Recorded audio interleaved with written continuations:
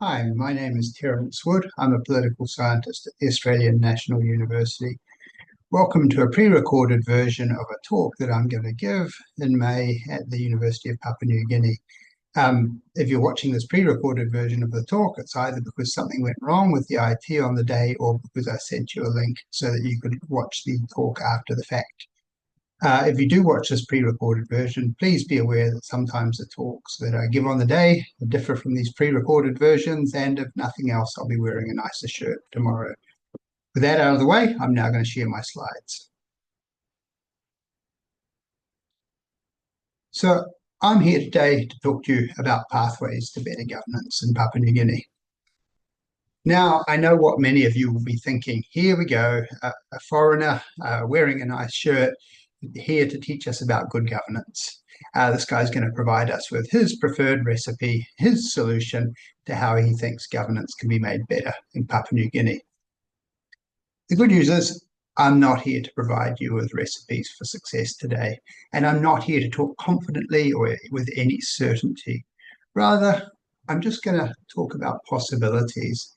And my aim is definitely not to provide you with a recipe, but rather to provide you with some food for thought. So before I start talking about possible pathways to better governance in Papua New Guinea, let's start with the problem. And the problem is as follows. Papua New Guinea is poorly governed. You can see that in this chart based on World Bank data. Better governed countries are over this side of the chart. Less well-governed countries are over this side of the chart, and Papua New Guinea is on the wrong side of the chart. In other words, in the eyes of the World Bank, Papua New Guinea is not a well-governed country. Now, if you don't trust the World Bank, well, all you need to do is go and read any of the headlines in today's or some previous issue of a local newspaper here, and you'll find evidence of many governance problems being present in Papua New Guinea. Papua New Guinea certainly isn't the worst governed country on earth. It's not even the worst governed country in the Pacific. And indeed, governance in Papua New Guinea is not even unusually bad for a country of its level of development. So Papua New Guinea is not an outlier. Nevertheless, governance in Papua New Guinea is poor. And most crucially, it's not good enough for the people of Papua New Guinea to enjoy the quality of life they deserve. That's why we're worried about poor governance in Papua New Guinea. So that's the problem. But before we talk about solutions, we need to get a sense of why Papua New Guinea is poor. So what I'm going to do now is provide you with a parsimonious explanation of why governance is poor in Papua New Guinea. Now, it's an overly parsimonious presentation. It's not going to contain all the details or all of the contributing factors to the problems associated with poor governance in Papua New Guinea, but it is going to include what I think the most important source of poor governance in Papua New Guinea is. We're going to go through that because that's going to feed into my discussions about potential pathways forward. So why is governance in Papua New Guinea poor? Well, as I just said, there are many reasons, but the most important reason is to do with these chaps, Papua New Guinea's politicians. Because more than anyone else, politicians in any democracy play a central role in the governing process. They make laws, or at least they're meant to make laws, and those politicians who become ministers are meant to oversee government departments. However, in Papua New Guinea, most politicians, so not all, there are exceptions, but most politicians seem to pay very little attention to the legislative process. They tend not to scrutinise laws, they tend not to prioritise developing laws, they tend not to be that interested even in passing laws. And those politicians who become ministers in charge of government ministries tend to either neglect their ministries, that is, pay very little attention to them, not do enough to get funding for them, devote an insufficient amount of effort to pressuring the government department that they're in charge of to perform better. Or to the extent that ministers do pay attention to their ministries, it's usually because they want to use the ministry as a tool of patronage, as a way of rewarding influential supporters, either with jobs or resources. So ministers tend to either neglect ministries or they tend to actively mismanage ministries. And so instead of, all told, Papua New Guinea's politicians don't do a good job of governing the country well. And one of the things, so what do they do instead? Well, they they tend to focus a lot of their time on political maneuvering in Parliament. So that is on trying to be on the right side of the next no confidence motion, trying to sell your own support to the current Prime Minister of the day, and doing that in a way that enables you or them to advance their political careers, to manage to get their hands on ministerial portfolios or more senior portfolios. The other thing that members of parliament spend a lot of time doing in Papua New Guinea is focusing on getting their hands on resources which they can distribute to their supporters back in their electorates. So quite often DSIP funds, PSIP funds, but there are other sorts of resources too. Okay, so Papua New Guinea's politicians don't do a good job of governing the country. That has a negative impact on the way Papua New Guinea is governed.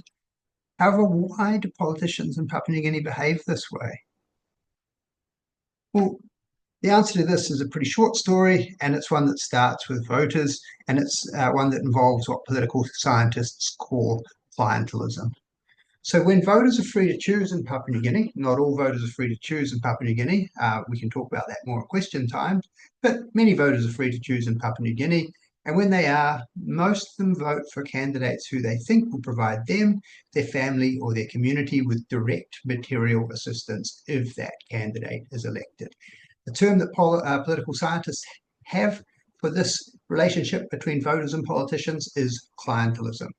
Clientelism is not a phenomenon that is unique to Papua New Guinea. You can find it throughout the developing world, but it's certainly present in Papua New Guinea. Voters, when they're free to choose in Papua New Guinea, most of the time vote for candidates who they think provide them with direct material assistance.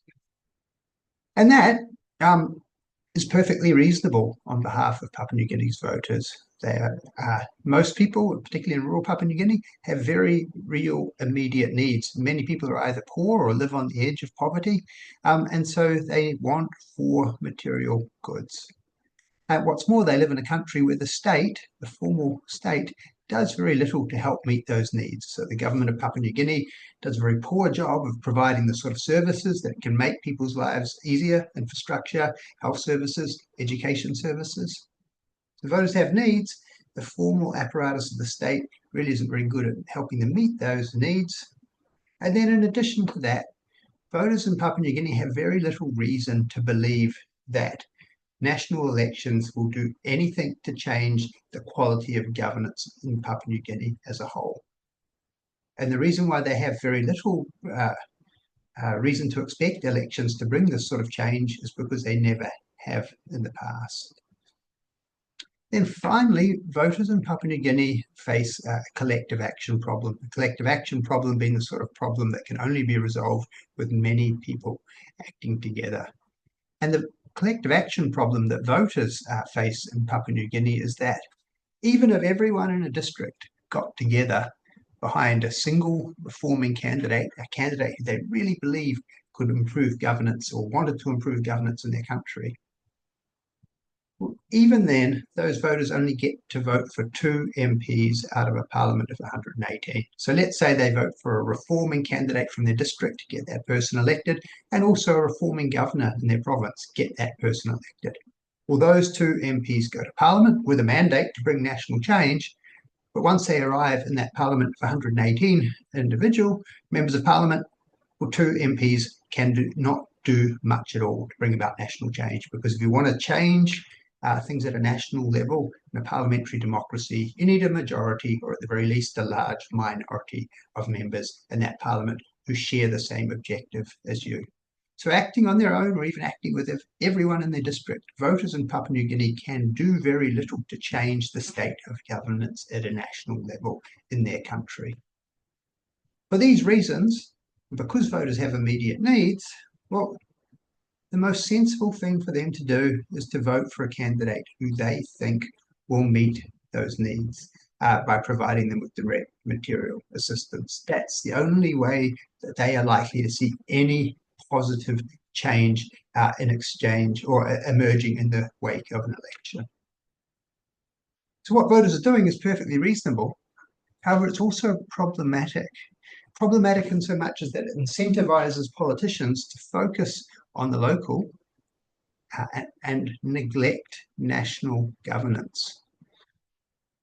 Now, politicians know in Papua New Guinea that if they want to be re-elected in the next election, because voters prioritise receiving direct material assistance from their members of parliament, or handmark as the term's called in Papua New Guinea, politicians in Papua New Guinea know that they have to get resources to their supporters back in their electorate or their province if they want to be re-elected. That's what voters care about. So politicians respond to that need or that incentive by focusing on trying to get resources to their supporters within their electorate. And also, because voters don't vote on the basis of national governance, politicians don't really have any incentive to worry about national governance. Whether the country is governed well or governed poorly, that won't affect whether voters vote for them or not at the next election. The thing that will affect whether voters vote for them at the next election is whether they get direct material assistance to their supporters. So politicians know they don't have to worry about national governance, and indeed, if they're particularly corrupt or venal politician, they know that they can get away with looting the state because voters in their electorate won't punish them for it. Amazingly, given all this, and any given parliament in Papua New Guinea, you will find a number of MPs who really are genuinely committed to improving the state of Papua New Guinea, to improving the quality of governance in Papua New Guinea, and to improving development outcomes. The trouble is that these MPs tend to be relatively few in number. And as I just said on the previous slide, a small number of MPs working together cannot change much in a parliament of 118 people. To change the fate of a nation in a parliament of 118 MPs, well, you need a majority, or as I said before, a large minority of MPs. A few MPs on their own cannot do much. And so what you find is that reformers, just like politicians who don't care about reform, have to worry about playing the game along with everyone else. And so, because politicians aren't incentivized to govern the country well, they don't. And this contributes directly to poor overall governance in Papua New Guinea. As I said, there's more to the story than that, but this is a central dynamic. And this is something we should be thinking about when we're thinking about potential pathways to better governance in Papua New Guinea. Also, unfortunately, the central dynamic that I've just talked about is something of a trap. It's what I call the clientelism trap. And it works as follows. Because governance is poor, voters have immediate material needs. Because they have immediate material needs, they cast their vote for the candidate who they think will be most likely to provide them with direct material assistance. Perfectly reasonable, but unfortunately it incentivizes politicians to focus on the local and to fail to govern the country well. So Papua New Guinea is poorly governed. Because it's poorly governed, voters have immediate needs. And so because they have immediate needs, they vote in search of local benefits. Sensible, but it incentivizes politicians to focus on the local, and on we go around what is, in effect, a vicious cycle. So clientelism is a major contributing factor to poor political governance in Papua New Guinea. It's also a self-reinforcing feature of Papua New Guinea's politics. So that's the bad news. The good news is that countries don't have to stay clientelist forever. Their politics don't have to be blighted by clientelism forever, and governance can improve. How do we know that? Well, we know that because when we look at the history of a number of countries where clientelism is no longer present in their politics and where governance is comparatively good, we find that most of the time, at some point in their past, they were very strongly clientelist states. You can see this example here. It's a chart which tracks the level of clientelism in the politics of the United Kingdom over time. What this chart shows you is that once upon a time, in the 1800s, clientelism was every bit as prevalent in the politics of the United Kingdom as it is today in Papua New Guinea. However, starting in the late 1800s, clientelism in the United Kingdom fell rapidly until the United Kingdom ended up in the situation it is today. Now, the situation it is today, I should note, Boris Johnson, Liz Truss, Not perfect. There's no happy endings in politics. However, it's better than the situation that it was in the 1800s. So countries can become a lot less clientelist over time. It can happen in the UK. It can also happen in PNG.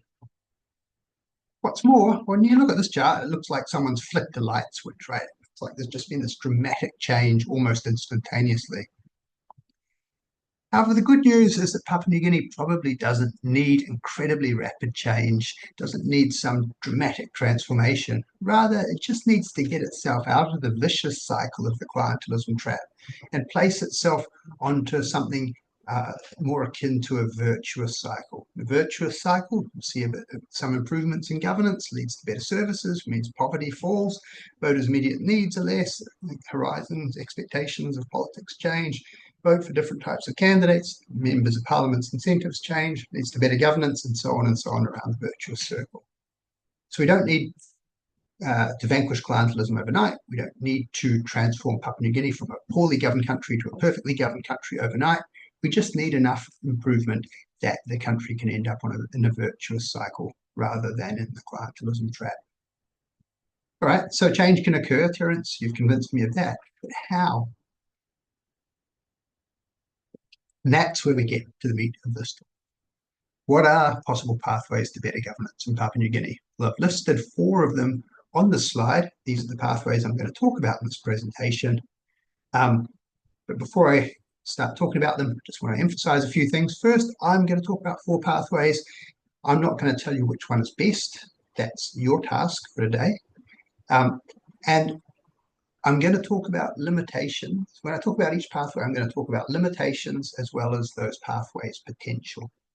But just because I'm talking about limitations doesn't mean that change is impossible.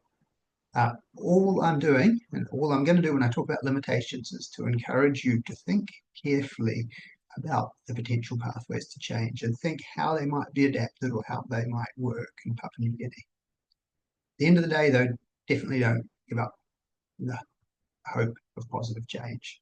So what am I going to talk about? Let's start with the modest improvement approach. So the modest improvement approach is something that I've also called muddling through at times. The piecemeal approach just involves making individual improvements whenever you get the chance. Small positive changes could be setting up an anti-corruption body, could be passing some good legislation, things like that. And the idea or the hope is that these small changes add up to something bigger, something which is larger than the sum of its parts. And then maybe that something is large enough to shift Papua New Guinea out of the vicious cycle of governance that it's currently in into a more virtuous cycle, something that promotes better governance and better development outcomes. That's the argument for the modest improvement approach. And the main strength of this approach is simply, as the name suggests, that it's modest. Doesn't need a dramatic transformation, doesn't need any radical changes of the rules, doesn't even need any sweeping societal changes. Just needs you to take the wins when you can get them and hope that they add up to something bigger.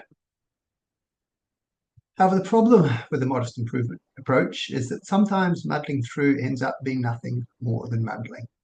Sometimes small wins don't add up to anything larger.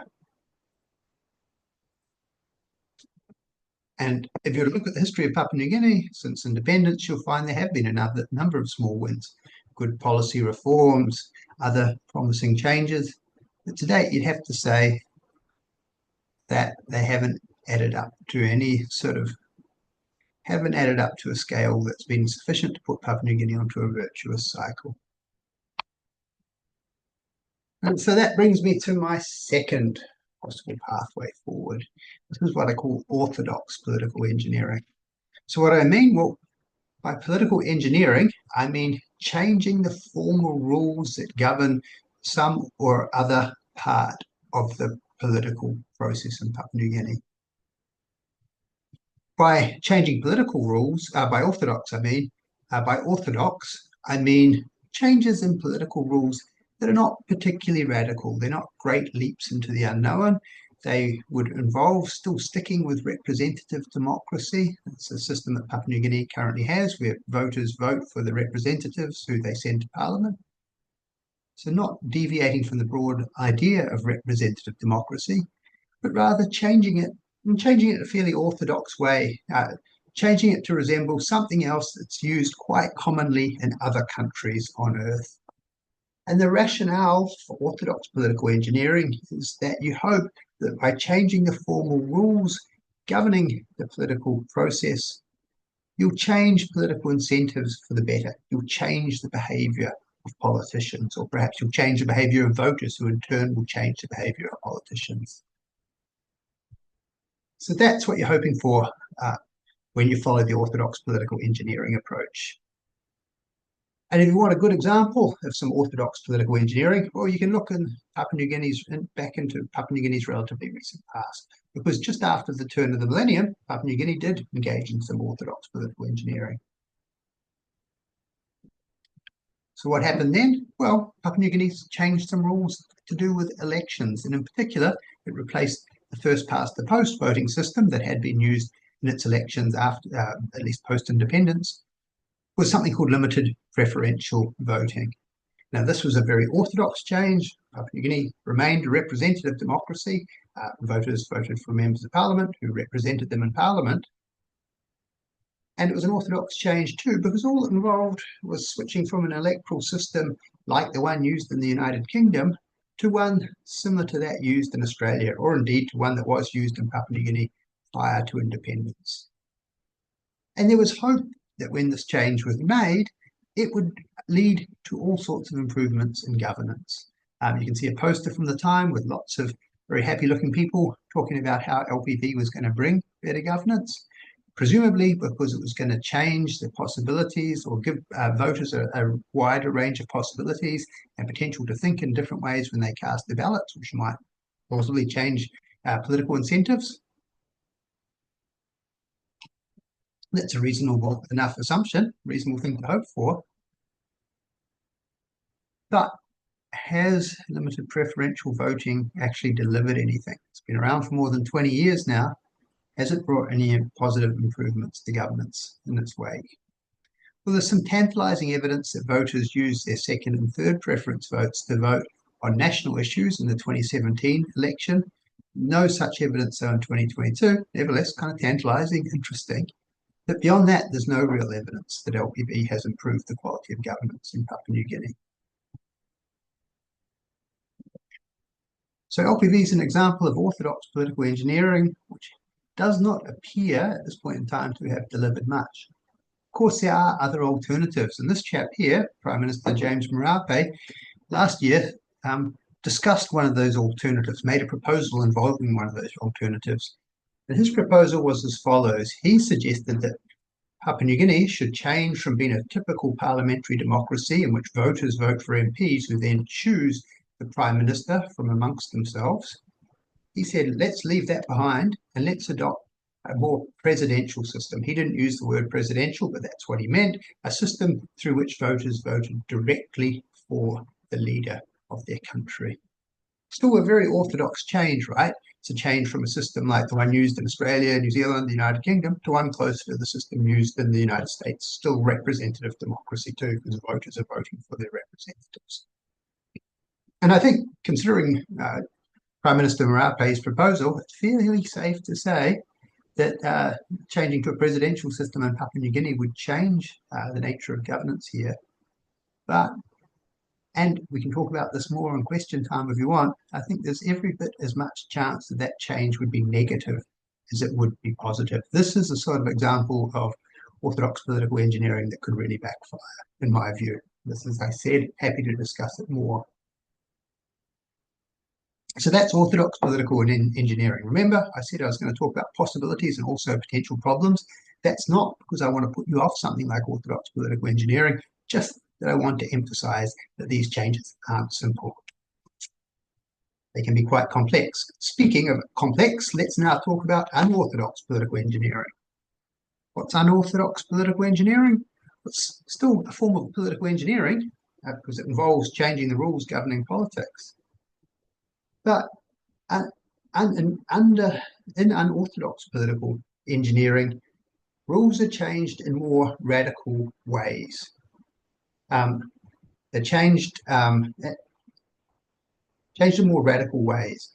And usually these would involve transforming the nature of democracy, typically transforming the nature of democracy by adding something else on top of representative democracy so that citizens had some other possible pathway to influence the nature of politics.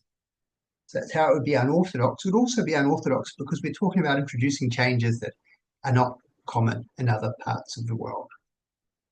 We're talking about taking a bit of a leap into the unknown. So what's an example of unorthodox political engineering? Well, I can't give you an example from here in Papua New Guinea, but here's an interesting example from Brazil.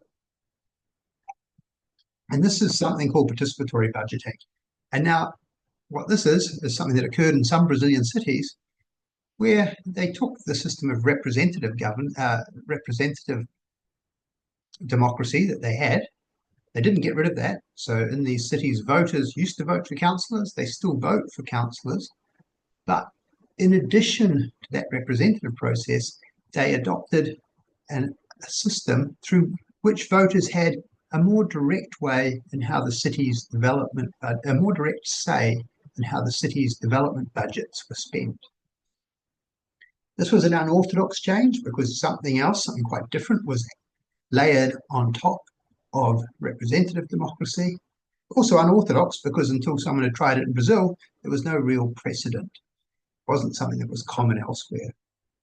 So what happened when participatory budgeting was introduced in these Brazilian cities? Well, it certainly didn't solve all of Brazil's problems, but this process did manage to short-circuit clientelism within these cities, and it did lead to the better distribution of municipal spending in these cities too. So it wasn't a panacea, but it did help within the parts of Brazil where it was adopted. At least it helped as long as it stayed in place. So when you think about what happened in Brazil, the first question that might spring up in your mind would be, well, perhaps Papua New Guinea could do something similar to that with its DSIP and PSIP spending. I mean, right now, those pools of money are largely used by members of parliament as tools of patronage. They're not spent in a transparent or accountable way, and they typically only go to certain parts of their districts or their provinces, parts where members of parliament have their supporters. So maybe it'd be possible to come up with rules in Papua New Guinea that would mandate that these funds were spent equitably and transparently and in a way that promoted citizen participation throughout a district or throughout a province.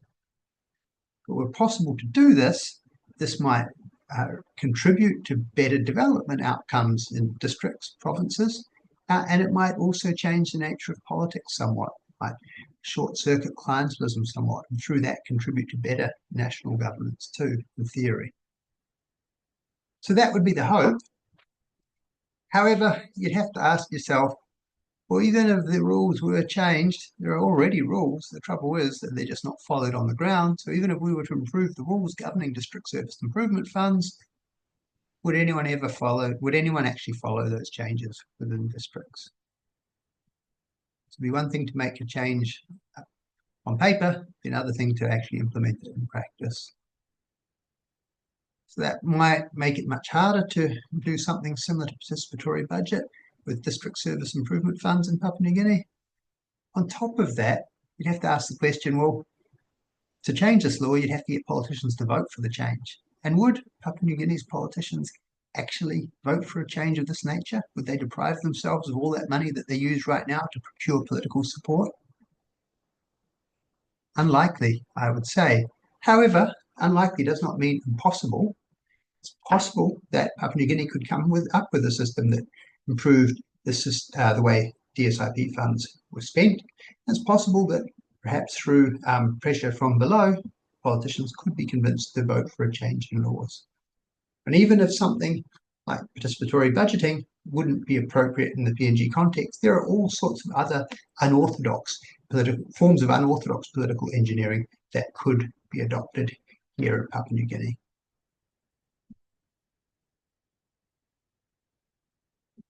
So that's political engineering out of the way. Now I want to talk to you about the fourth pathway to improvement, and that's what I call the social movement approach. So what does the social improvement approach involve? Well, let's just think about some of the problems that you'd like the social movement approach or any approach to solve in Papua New Guinea. Some of the issues associated with the clientelism trap. When you think about why the clientelism trap exists, part is because voters don't believe there's any other way that their votes can improve the quality of governance in Papua New Guinea. Also because voters face this collective action problem where they're only electing 2 MPs out of a parliament of 118. So it seemed to suggest that you need something that's going to change the nature of electoral politics in Papua New Guinea in a manner that changes voters' views of what's possible and that enables collective action across electorates. So enables voters to vote for a vision of national change, confident that all around their country other people are doing that. Well, if you want to bring about those sorts of changes, you're probably going to need political parties. Of course, Papua New Guinea's already got political parties, but these political parties that Papua New Guinea has are what you might call marriages of convenience. There's no true love involved in their formation. Rather, they're tools that politicians use to advance their own political fortunes. MPs join political parties when it suits them. They leave political parties when it suits them. Political parties in Papua New Guinea are stable, and they're not based around any shared vision for improving the quality of governance in Papua New Guinea. So that's not the sort of political party that's going to enable voters in Papua New Guinea to transcend the collective action problem that they're currently confronted with. It's probably not the sort of political party that's going to persuade voters that real national level change is possible either. You need a different type of political parties.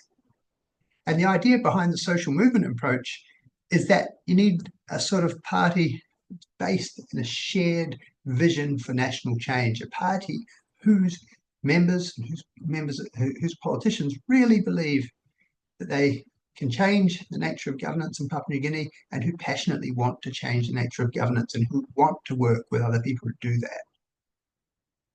Where would a party like that come from?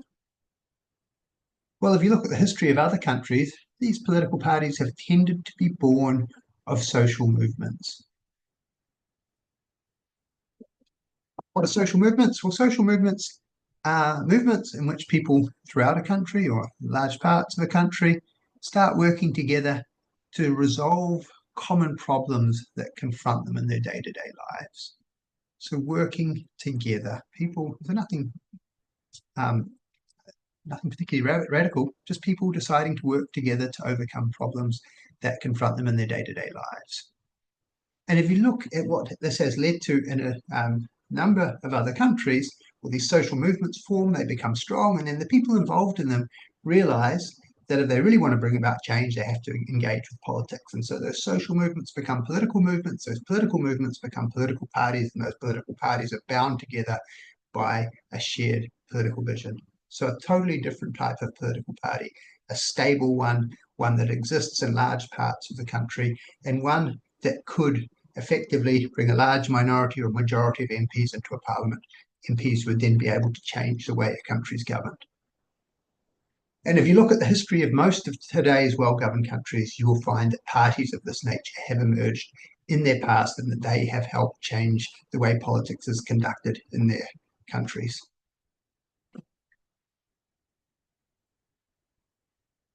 So could that happen in Papua New Guinea? It's happened in other countries, could it?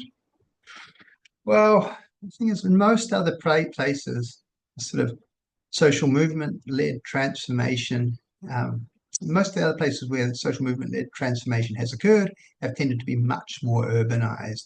And places that have been through something like an industrial revolution. So the industrial revolution is something that occurred in Europe, late 1800s, and it was a process by which many people left the countryside and ended up moving to cities to work together in factories. The Industrial Revolution tore apart pre-existing social ties, and as people found themselves working together in factories, they realized that they were confronted by shared problems and were provided with a forum through which they could work together, a venue for which they could work together. And from that, social movements were born or were provided with additional impetus. And that led to political movements and political change. The thing is, Papua New Guinea is never going to go through an industrial revolution. Most of its population is rural. I think about 13% of Papua New Guinea's population live in urban areas.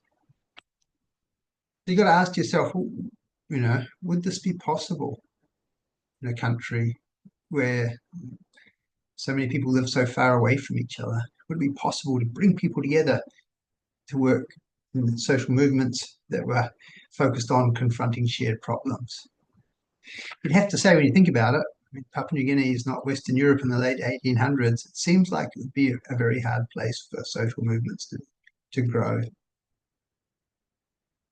Having said that, though, while there's no industrial revolution in Papua New Guinea's future at any point, at any time soon, there are other things, though. There are new technologies, social media, new communication technologies, which do afford the potential, in theory, for people from around Papua New Guinea to interact together, see that they have similar problems, and then decide to work together to resolve those problems. Also, there are many civil society organizations already, particularly in areas such as Port Moresby, lots of inspired people too who want to bring change. And remember, bring change. On top of that, Papua New Guinea is mostly a democracy. Elections got real problems. However, Papua New Guinea is not like North Korea or China. The government is not able to be that repressive in Papua New Guinea. That means there is space for social movements to form. So perhaps social movement-driven change is possible. Perhaps this could be a pathway to better governance in Papua New Guinea. Or perhaps it isn't. As I said, I'm not here to provide you with a recipe for success. Rather, like I said to you, I want to provide you with food for thought. I've talked about the pros and the cons of these different approaches. I'm not saying that none of them could work. I'm just saying that as we think about potential pathways forward for Papua New Guinea, you've got to think quite carefully about the different possibilities. I've given you a menu of ideas. The other point that's worth mentioning is it's a strange type of menu, because normally when you go out to dinner and you order stuff off the menu, you can have one thing, you can have the other thing. My menu, though, you can choose to combine different approaches. You can have potato chips on top of your pizza if you want, or if you want, you can combine the muddling through approach with orthodox political engineering, or orthodox political engineering with the social movement approach. Any of these combinations. So different approaches can be used in different complementary ways. So while there's no certainty, while there's always going to be challenges, there are, in my view, potential pathways to better governance of Papua New Guinea. They exist. The question for people of Papua New Guinea is to figure out how to navigate and to take advantage of those possibilities. And that's where I'm going to stop and take questions. Thank you very much.